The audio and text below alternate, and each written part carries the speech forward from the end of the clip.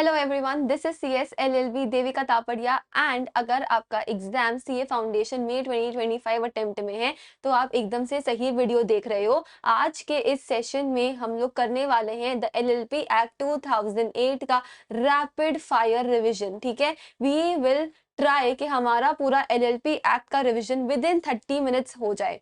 ठीक है, बिना टाइम वेस्ट किए चलिए स्टार्ट करते हैं। ये रैपिड फायर रिवीजन है, ये एकदम रिवीजन है, रैपिड रिवीजन होगा। यहाँ पे कोई भी कॉन्सेप्ट्स को रिवाइज कराया जाएगा, सारे कॉन्सेप्ट्स को, ना कि उनको डिटेल में एक्सप्लेन किया जाएगा। ठीक है, तो ध्यान से सुनना एकदम। अगर आप रिवाइज कर रहे हो तो ही आप ये वीडियो को देखना। ठीक है, फर्स्ट टाइम लर्नर्स के ये वीडियो नहीं है। You have to revise in this video and not study for the very first time. ठीक है, चलो स्टार्ट करते हैं। Okay, the LLP act 2008। ठीक है, LLP एक्ट 2008 जैसा कि हम जानते हैं it is applicable to all over India. इस पूरे एक्ट में टोटल 81 सेक्शंस है एंड 4 शेड्यूल्स है। ये 4 शेड्यूल्स में सबसे पहला first schedule, it deals with the mutual rights and duties of the partner. Second third and fourth schedule deals with conversion. Second schedule में there is conversion of firm into LLP। Third schedule में conversion of private company into LLP and fourth schedule में conversion of unlisted public company into LLP। ठीक है, and LLP act को administer करने का जिम्मेदारी किसका है? Corporate ministry of corporate affairs. And उसके अंदर में जो डिपार्टमेंट है ROC का जिम्मेदारी है to administer, to monitor the LLP Act. ठीक है, चलो देख लेते एक बार। It has total 81 sections and 4 schedules. First schedule deals with mutual rights and duties of the partner. Second schedule deals with conversion of firm into LLP. Third schedule deals with conversion of private company into LLP.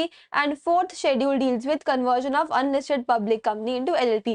The Ministry of Corporate Affairs and ROC are entrusted with the task of administering the LLP Act 2008. Next चलते हैं meaning of LLP में। ठीक है, what is LLP? सुनो, LLP बना कैसे? इस video में कुछ नहीं करना है, चुपचाप बस सुनते जाना, सेशन को एंड तक सुनते रहना। तुम्हारा पूरा LLP एक्ट अच्छे से तुमको एकदम रिवाइज हो जाएगा। ठीक है, सुनो। तो there was a form of organisation known as partnership and there is a form of organization known as company and partnership. अब सुनो, पार्टनरशिप के कुछ बेनिफिट्स है, कंपनी के कुछ बेनिफिट्स है। दोनों बेनिफिट्स को मिला करके लॉ मेकर्स ने नया न्यू फॉर्म ऑफ ऑर्गेनाइजेशन बनाया जिसको हम लिमिटेड लाइबिलिटी पार्टनरशिप बोलते हैं। ठीक है, कंपनी का मेजर फीचर्स कौन कौन सा है जो एडवांटेजेस है? which is limited liability, one is limited liability and the other one is separate legal entity. Correct. Partnership का कौन सा फीचर्स है? सबसे पहले तो it is very easy to form and जितना इजी टू फॉर्म है उतना इजी टू डिसॉल्व भी है, जिसका मतलब क्या है कि partnership has less legal compliances.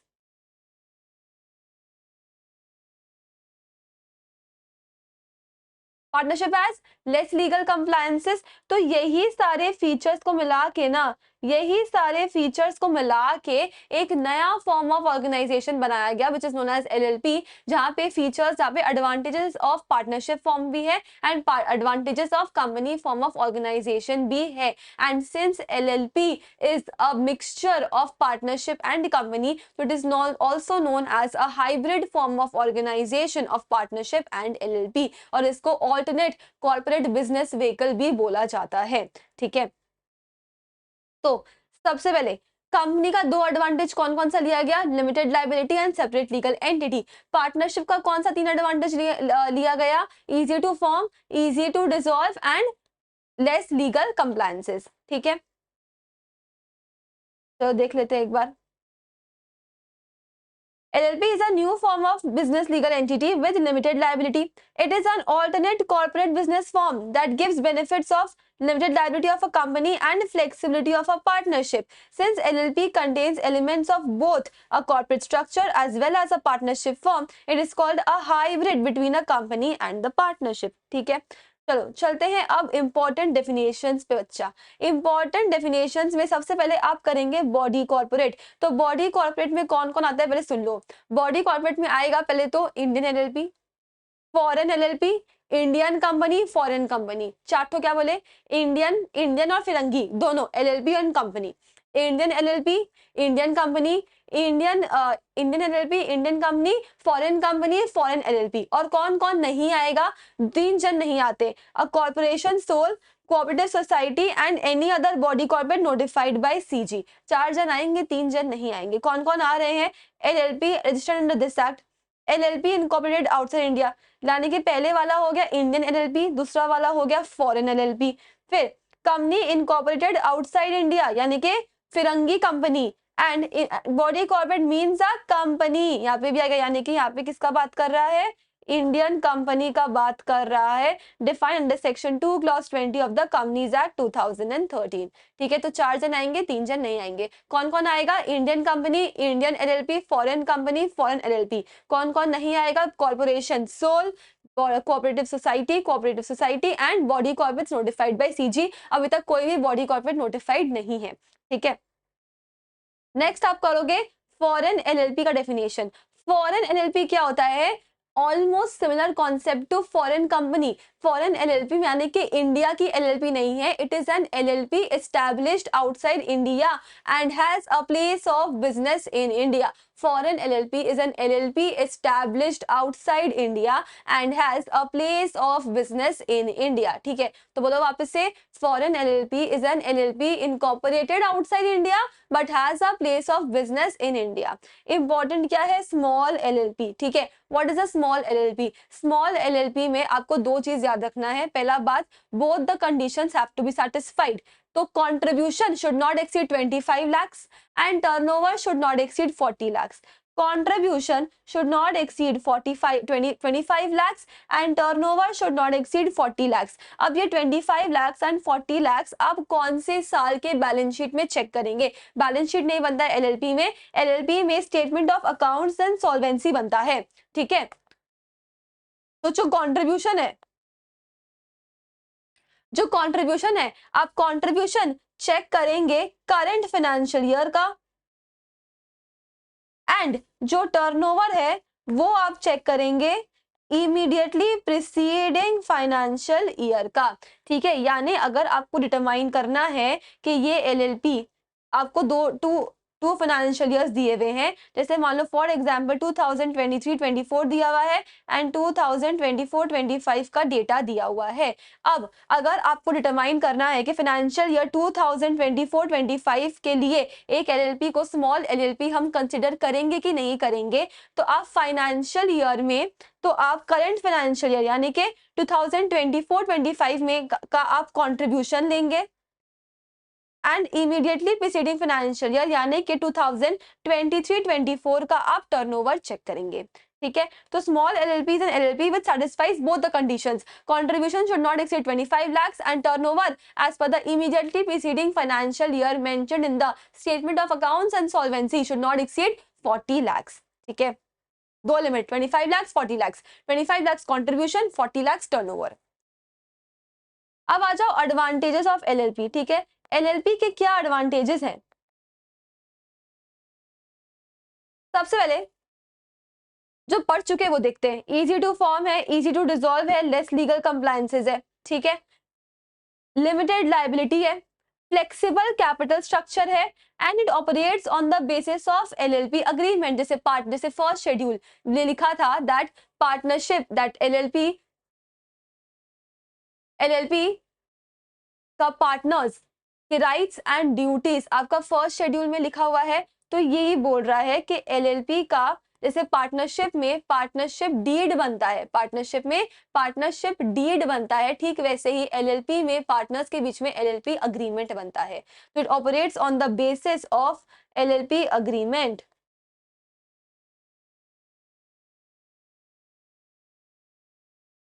ठीक है, तो total 6 advantages to form an LLP. सबसे पहले तो easy to form, easy to dissolve, less legal compliances, easy to form, easy to dissolve, less legal compliances, limited liability, flexible capital structure and it operates on the basis of an agreement। ठीक है, क्या क्या हुआ बताओ तो? easy to form, easy to dissolve, less legal compliances, easy to form, easy to dissolve and less legal compliances, flexible capital structure, limited liability and operates on the basis of an agreement. ठीक है, अब आ जाओ characteristics of LLP. ध्यान से बस सुनते चलना, ठीक है, सिर्फ सुनते चलना। सबसे पहला तो बॉडी कॉर्पोरेट है, LLP is a body corporate. अब बॉडी कॉर्पोरेट का क्या डेफिनेशन है वो हम लोग ऑलरेडी अभी अभी जस्ट पढ़ के आए हैं, तो आपको वो बॉडी कॉर्पोरेट का definition same as it is लिखना है यहाँ पे। फिर परपेचुअल सक्सेशन, परपेचुअल सक्सेशन मतलब एलएलपी के भले ही सारे के सारे पार्टनर्स मर जाएं, LLP will continue to operate. Separate legal entity, LLP has an identity which is separate from its partners and partners have an identity which is separate from its LLP. LLP is not liable for the acts of the partners and partners are not liable for any acts of the LLP. Mutual agency, mutual agency LLP में नहीं होता है, ठीक है ना। Partners do not act as the agent of the LLP and LLP is not the agent of the partners. LLP agreement होता है between the partners and LLP is an artificial legal person। ठीक है, artificial का spelling ठीक कर देते हैं, it is an artificial legal person। हम LLP को जब खोलते हैं तो लीगल प्रोसेस फॉलो करके खोलते हैं, हम जब LLP को बंद करते हैं तो भी लीगल प्रोसेस फॉलो करके ही बंद करते हैं। क्या LLP खुद से काम कर सकता है? नहीं, LLP के बिहाफ में all the decisions are taken by the designated partners। तो LLP acts through a human agency known as designated partners and hence LLP is an artificial legal person. ठीक है, एलएलपी में कॉमन सील होना ऑप्शनल है, LLP में common seal होना is optional. अगर एलएलपी में कॉमन सील यानी ऑफिशियल स्टैंप अगर एलएलपी का नहीं है तो डॉक्यूमेंट्स में साइन कौन करेगा? It will be signed by the two designated partners, at least two designated partners, क्योंकि हमको पता है एलएलपी में minimum 2 individual as designated partners होने ही चाहिए। ठीक है, फिर लिमिटेड लायबिलिटी होता ही है, partners liability is limited up to the unpaid amount of the contribution या amount of contribution. Management of business, business manage कौन करता है? एलएलपी का डेजिग्नेटेड पार्टनर्स मैनेज करते हैं। Minimum and maximum number of members, इसमें ध्यान से सुनो, एलएलपी में मिनिमम 2 पार्टनर्स होने चाहिए और मैक्सिमम एलएलपी में पार्टनर्स कितने भी हो सकते हैं, इट इज अनलिमिटेड पीरियड। ठीक है, मिनिमम 2 पार्टनर्स चाहिए और maximum unlimited. Business for profits only, obvious बात है बिजनेस तो प्रॉफिट के लिए किया जाता है। इन्वेस्टिगेशन हो सकता है एज पर आरओसी या जो भी एक्ट में प्रोसीजर लिखा हुआ रहेगा। कॉम्प्रोमाइज अरेंजमेंट भी होता है as per the procedure mention in the Act. Conversion into LLP आप कर सकते हो, डिपेंड आप कौन से शेड्यूल में फॉल कर रहे हो। शेड्यूल अगर आप फर्म टू एलएलपी में जा रहे हो तो शेड्यूल 2, अगर आप प्राइवेट कंपनी से एलएलपी में जा रहे हो तो शेड्यूल 3, अगर आप अनलिस्टेड पब्लिक कंपनी से एलएलपी में जा रहे हो तो शेड्यूल 4। तो क्या लिस्टेड कंपनी कभी भी अपने आप को एलएलपी में कन्वर्ट नहीं कर सकता है क्या? नहीं, डायरेक्टली कन्वर्ट नहीं कर सकता है, पर अगर कन्वर्ट करना है तो पहले अपने सिक्योरिटीज को अनलिस्ट करा करके फिर कन्वर्ट करना होगा। ई filing of documents MCA portal में होता है एंड फॉरेन एलएलपीज, इसका डेफिनेशन हम लोग ऑलरेडी पढ़ के आ चुके हैं। ठीक है, तो कभी भी एग्जाम में अगर कैरेक्टरिस्टिक ऑफ एलएलपी से क्वेश्चन आएगा तो आपको कभी भी ऐसा क्वेश्चन नहीं देगा कि write down any 6 characteristics of LLP. नहीं, हो सकता है कि आपको कोई भी 4-5 का नाम दे दे, जो पिछला ट्रेंड रहा है। क्या किया है इंस्टीट्यूट ने कि एनी इसमें से कोई भी 4-5 कैरेक्टरिस्टिक्स आपको उठा करके दे दिया है and as per the characteristic given आपको एक्सप्लेनेशन कर देना होगा उसका। ठीक है, तो I hope this is very clear. Obviously LLP के ऊपर में इंडियन पार्टनरशिप एक्ट के प्रोविजंस एप्लीकेबल नहीं होंगे। पार्टनर्स, कौन कौन पार्टनर बन सकता है एलएलपी में? Both individual and non individual can become partners in an LLP. Both individual and non individuals may become a partner in LLP. पर इंडिविजुअल कब कब पार्टनर नहीं बन पाएगा? 3 केस में, when he is of unsound mind, when he is an undischarged insolvent, when he has applied to be adjudicated as insolvent and his application is pending. देखो, unsound mind का है, undischarged insolvent है, या फिर he has applied to be adjudicated as insolvent and his application is pending. ठीक है, ध्यान से मार्क करने वाला बात है, he has applied to be adjudicated as insolvent.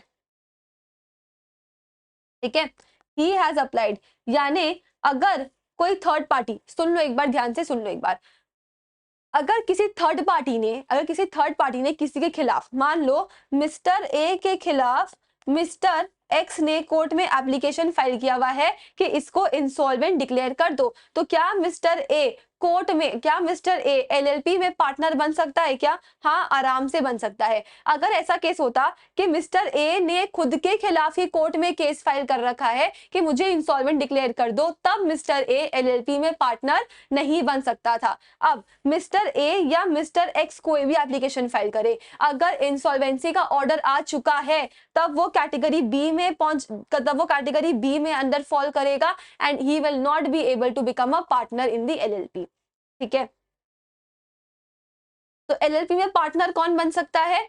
Any individual और नॉन इंडिविजुअल यानी कि body corporate may become a partner in LLP, लेकिन इंडिविजुअल 3 केस में नहीं बन पाएगा। कब कब? When he is found to be of unsound mind, undischarged insolvent, या he has applied to be adjudicated as insolvent and his application is pending. ठीक है, मिनिमम नंबर ऑफ पार्टनर्स, सुन लो, एलएलपी में मिनिमम 2 पार्टनर तो होने ही चाहिए, एकदम सुन लो, एलएलपी में मिनिमम 2 पार्टनर तो होने ही चाहिए। लेकिन अगर कभी भी एलएलपी में नंबर ऑफ पार्टनर्स 2 से कम हो जाते हैं तो जो रिमेनिंग पार्टनर है, यानी कि एक जो पार्टनर बचा, उसके पास 6 महीने का टाइम है। उस 6 महीने में या तो उसको अपने साथ एक और पार्टनर को लेके आना पड़ेगा या फिर उसको बिजनेस बंद करना पड़ेगा, एलएलपी क्लोज करना पड़ेगा। 6 महीना बीत गया, उसने ना पार्टनर्स का एड ऑन किया, ना उसने एलएलपी को वुंड अप किया, तब उसका लाइबिलिटी जो है ड्यूरिंग दैट 6 मंथ्स के लिए जितना भी बिजनेस एलएलपी ने ट्रांजैक्ट किया होगा, वो पार्टनर का लाइबिलिटी विल बिकम अनलिमिटेड।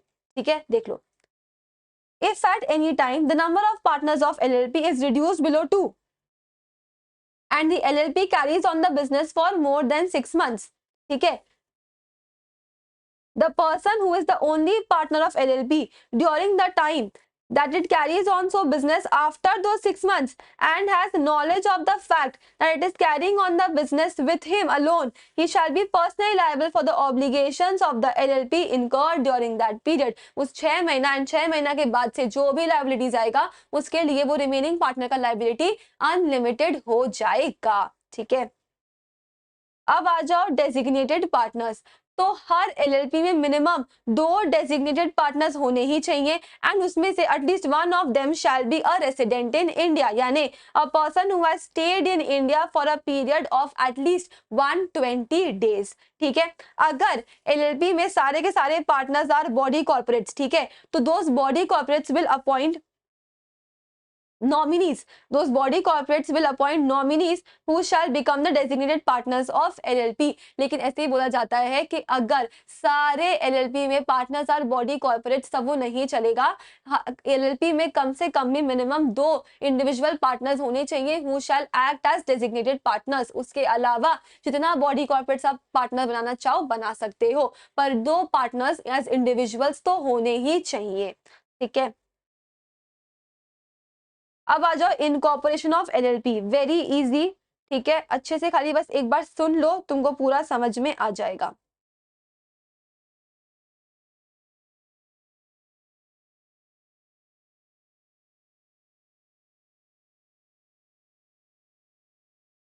सुनो,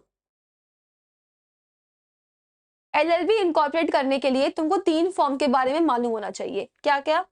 सबसे पहला है फॉर्म 1, दूसरा है फॉर्म 2, तीसरा है फॉर्म 3। ठीक है, फॉर्म 1 में हम जिस नाम से एलएलपी खोलना चाहते हैं, we propose we reserve the name of the LLP and name reserve करने के लिए we use the tab on the MCA portal known as RUN LLP. RUN का मतलब होता है रिजर्व यूनिक नेम, भाग एलएलपी नहीं, रिजर्व यूनिक नेम। ठीक है, तो रन एलएलपी से आप नाम प्रपोज करेंगे एंड फिर आरओसी आपको चेक करके बताएगा कि वो नाम अवेलेबल है कि नहीं है। ठीक है, फिर एक बार नाम अवेलेबल हो गया, यानी कि आप जो नाम से एलएलपी खोलना चाहते हैं, दैट नाम is available for you, that name will be reserved for a period of 3 months, that name will be reserve for you for a period of 3 months. उस 3 मंथ्स में आपको बाकी सारे कंप्लायंसेस करने हैं।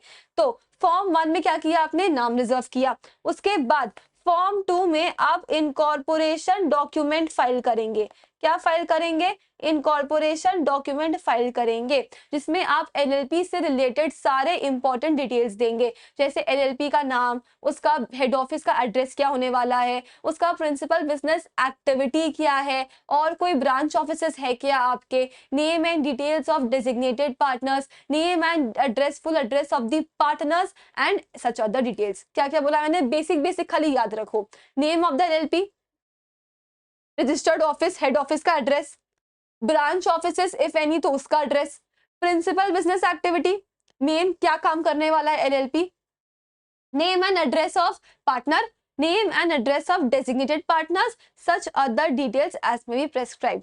उस इनकॉर्पोरेशन डॉक्यूमेंट के साथ में ये सब डिटेल्स जो आप दे रहे हो वो तो जाएगा ही जाएगा, उसके अलावा एक स्टेटमेंट जाएगा, स्टेटमेंट जाएगा which will be made by CA, CS, CMA in practice और एन एडवोकेट। और ये क्या डिटेल, ये क्या स्टेटमेंट जाएगा? ये स्टेटमेंट जाएगा जहां पे they will file an declaration, they will give a declaration that ये जो एलएलपी इनकॉर्पोरेट हो रहा है ये एलएलपी एक्ट और रूल्स को फॉलो करके हो रहा है और इस इनकॉर्पोरेशन प्रोसेस में किसी भी टाइप का नॉन कंप्लायंस नहीं है। ठीक है, तो फॉर्म 2 में ये गया। उसके बाद जब आपने फॉर्म 2 सबमिट किया, जब आपने फॉर्म 2 सबमिट किया तो प्रॉपर सबमिशन के बाद विद इन 14 डेज, कितना? विद इन 14 डेज आरओसी आपको सर्टिफिकेट ऑफ इनकॉर्पोरेशन इशू कर देगा। आरओसी आपको सर्टिफिकेट ऑफ इनकॉर्पोरेशन इशू कर देगा कि आपका एलएलपी इनकॉर्पोरेट हो चुका है। अब जिस दिन आरओसी आपको सर्टिफिकेट ऑफ इनकॉर्पोरेशन इशू किया, वहां से विद इन 30 डेज आप फाइल करेंगे फॉर्म 3। विद इन 30 डेज आप फाइल करेंगे फॉर्म 3। और ये फॉर्म 3 में क्या जाता है? ये फॉर्म 3 में आप एलएलपी अग्रीमेंट जमा करेंगे। ठीक है, you will submit the LLP agreement to ROC. ये है पूरा complete procedure of incorporating an LLP. तो सबसे पहले क्या जाएगा? RUN LLP. ठीक है, फॉर्म 1 में नाम रिजर्व करेंगे। एक बार नाम रिजर्वेशन हो गया, that name is valid for 3 months. आप चाहे नया नाम रिजर्व करो, प्रपोज करो, या आप एग्जिस्टिंग एलएलपी अपना नाम चेंज करना चाहती है, दोनों ही केस में the name will be reserved for a period of 3 months. फिर फॉर्म 2 में आप इनकॉर्पोरेशन डॉक्यूमेंट फाइल करेंगे, जिसमें आप एलएलपी से रिलेटेड बेसिक डिटेल्स देंगे। साथ में एक स्टेटमेंट जाएगा made by CA, CS, CMA in practice और an advocate that the LLP is being formed in compliance with the act and LLP act and rules. ठीक है, एक बार इनकॉर्पोरेशन डॉक्यूमेंट सबमिट कर दिया, प्रॉपर सबमिशन ऑफ डॉक्यूमेंट्स के बाद with in 14 days ROC will issue certificate of incorporation. And जिस दिन ROC ने सर्टिफिकेट ऑफ इनकॉर्पोरेशन इशू किया, with in 30 days you will file form number 3 submitting the LLP agreement।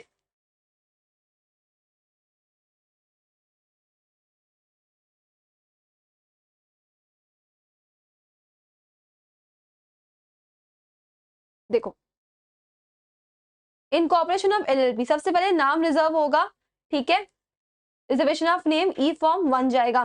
फिर incorporation of LLP में आप ई form 2 submit करेंगे and finally with in 30 days of incorporation of LLP आप LLP agreement जमा करेंगे। एक बार देख लो इनकॉर्पोरेशन डॉक्यूमेंट्स का detail, name of LLP, proposed business, address of the registered office यानी कि head office of LLP, name and address of partner, name address of designated partners and statement by CACSTM in practice और an advocate that all the requirements of this act have been and the rules have been complied with। ठीक है, and such other information. LLP का नाम कैसा हो? LLP की जैसे company के नाम के एंड में प्राइवेट लिमिटेड या लिमिटेड लगता है, depending whether it is a private company और अ पब्लिक कंपनी। ठीक वैसे ही एलएलपी के नाम के लास्ट में आइदर लिमिटेड लायबिलिटी पार्टनरशिप या फिर एक्रोनिम एलएलपी लगता है। अब एलएलपी का जो नाम है वो अनडिजायरेबल नहीं होना चाहिए या आइडेंटिकल और too nearly resemble to that of any other partnership firm और एलएलपी और रजिस्टर्ड ट्रेडमार्क भी नहीं होना चाहिए। अनडिजायरेबल मतलब का मतलब क्या होता है? अनडिजायरेबल मतलब होता है कि नाम में जैसे कोई भी ऐसे वर्ड्स यूज नहीं करने हैं जिससे ऐसा लगे दैट एलएलपी इज कनेक्टेड या has some association with the central government, जैसे union, Bharat, crown, emperor, empress, king, queen, ये सब नहीं होना चाहिए। आप रख सकते हो only if you have taken prior approval from central government, वरना आप नहीं रख सकते। आइडेंटिकल मतलब सेम टू सेम नहीं होना चाहिए।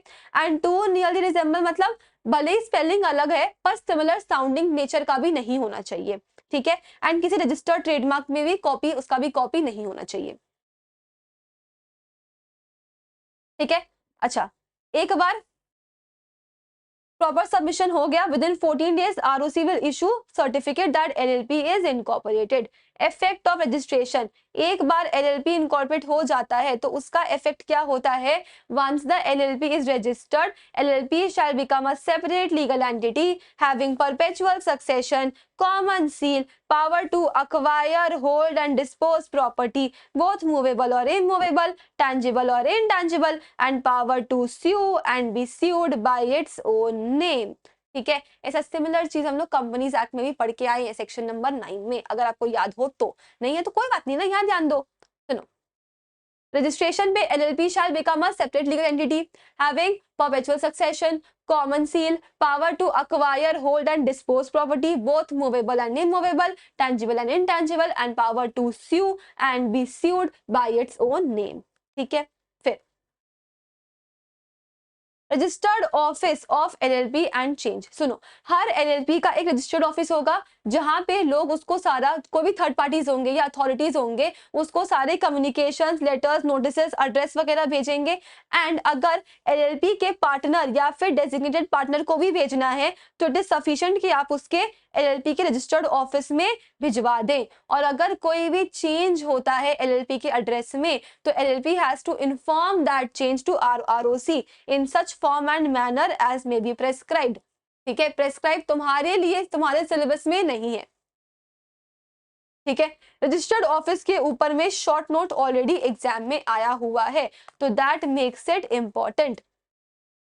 वैसे भी एलएलपी से आपके एग्जाम में 6 मार्क्स का एक क्वेश्चन आता है विच इज वेरी स्कोरिंग, ठीक है। तो आई विल नेवर रिकमेंड कि आप एलएलपी वाला चैप्टर छोड़ के जाओ, छोटा भी है, स्कोरिंग भी है, तो पढ़ने में भी टाइम कम लगेगा, रिविजन में भी टाइम कम लगेगा, एंड स्कोप ऑफ क्वेश्चंस भी कम है, तो आप आराम से कर पाओगे क्वेश्चन अटेम्प्ट, ठीक है। फिर रिजर्वेशन ऑफ नेम, ठीक है, हम लोग को पता ऑलरेडी, नाम रिजर्व अगर आप कराते हो तो वो 3 मंथ्स के लिए वैलिड रहता है, चाहे आप नया एलएलपी खोलना चाहो या आप एग्जिस्टिंग एलएलपी अपना नाम चेंज करना चाहे, दोनों का रिजर्वेशन ऑफ नेम का टाइम लिमिट सेम है which is 3 months. Change of name of LLP, ठीक है, इस पे भी शॉर्ट नोट आ चुका है, again it is important. Change of name of LLP, देखो, अगर सेंट्रल गवर्नमेंट को लगा, अगर सेंट्रल गवर्नमेंट को लगा कि एलएलपी का जो नाम है वो सेक्शन 15 सबसेक्शन 2 का वायलेशन कर रहा है, ठीक है, यानी कि सुनो ना, सेक्शन 15 क्या था नाम का, ये अनडिजायरेबल है या फिर आइडेंटिकल या टू नियरली रिजेंबल है, या फिर उसने ट्रेडमार्क का वायलेशन किया है, ट्रेडमार्क का वायलेशन किया है, क्या वायलेशन किया है? मान लो फॉर एग्जाम्पल, अगर मान लो कि एक वर्ड का कोई एलएलपी ट्रेडमार्क लेता है, जैसे वर्ड है तो मान लो फॉर एग्जांपल ले लो तुम व्हाइट वॉल, अगर व्हाइट वॉल नाम से अगर एक एलएलपी ऑलरेडी रजिस्टर्ड है तो क्या तुम अपने नाम के लिए व्हाइट वॉल्स या व्हाइट वॉल भी यूज कर सकते हो क्या? नहीं, क्योंकि ये वर्ड पे हक किसका है? केवल और केवल वो रजिस्टर्ड ट्रेडमार्क वाले का ही है, प्रोप्राइटर का ही है। तो अगर ऐसा कोई सीन होता है and central government is satisfied कि हाँ भाई नाम तो गड़बड़ है, रिजेंबल कर रहा है या ट्रेडमार्क का इन्फ्रिंजमेंट है, वायलेशन है, तो जो सेंट्रल गवर्नमेंट है, ठीक है, जो सेंट्रल गवर्नमेंट है, it will direct the LLP to change its name within a period of 3 months, ठीक है। और एलएलपी ने एक बार अगर सेंट्रल गवर्नमेंट के डायरेक्शन पे 3 महीना में अगर नाम चेंज कर दिया तो it shall inform ROC within a period of 15 days from change, जो उसको नया सर्टिफिकेट ऑफ इनकॉर्पोरेशन इशू करेगा विद इन 30 डेज। और अगर आप डिफॉल्ट कर जाते हैं in complying with the CG's direction, if the LLP defaults in complying with CG's direction, तब सेंट्रल गवर्नमेंट अपने आप ही एक नया नाम आपको अलॉट कर देगा and ROC will issue a fresh certificate certificate of incorporation to LLP। ठीक है, ध्यान रखना कि अगर LLP का नाम आइडेंटिकल या टू नियरली रिजेंबल हो जाता है या फिर अनडिजायरेबल है तो सेंट्रल गवर्नमेंट उसको बोल सकता है कि 3 महीने के अंदर तुम नाम चेंज कर। और अगर 3 महीना में नाम चेंज कर देता है तो बहुत अच्छा बात है, ROC को इन्फॉर्म कर दो विद इन 15 डेज, ROC आपको विद इन 30 डेज नया सर्टिफिकेट ऑफ इनकॉर्पोरेशन इशू कर देगा। बट अगर आप नहीं करते हैं कंप्लायंस CG के डायरेक्शन, CG के ऑर्डर का, तब CG आपको खुद से एक नया नाम अलॉट कर देगा and ROC will issue fresh certificate of incorporation to you, to the LLP। ठीक है, this completes exhaustive revision of LLP act 2008। ये लेक्चर अब मेरे को लगता है कि आपको एग्जाम के पहले रिवाइज करने में बहुत काम आएगा। हम लोग ने ऑलमोस्ट 30 मिनट्स में पूरा LLP रिवाइज कर लिया है। ठीक है, तो कीप स्टडिंग, अच्छे से पढ़ते रहो। All the best for your exams and I will see you in the next video. तब तक bye bye and take care.